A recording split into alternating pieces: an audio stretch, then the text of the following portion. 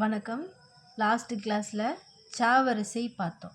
கா பார்த்துட்டோம், ஞா பார்த்துட்டோம், ச ஞா பார்த்துட்டோம். அடுத்து ட வரிசை பாருங்கள். இது ஃபஸ்ட்டு ட கோடு போட்டு அவ்வளோதான். ட சொல்லும்போதே ட. அடுத்தது அதே மாதிரி கோடு போடுங்க, சுழிச்சு விட்ருங்க. ட அழுத்தி சொல்லணும். ட ட. தேர்ட் ஒன் ட ட டி ஏ ட. ஃபோர்த் லெட்டர் ட. இன்னும் கொஞ்சம் அழுத்தி சொல்லணும். டி டி ஏ ட. அடுத்தது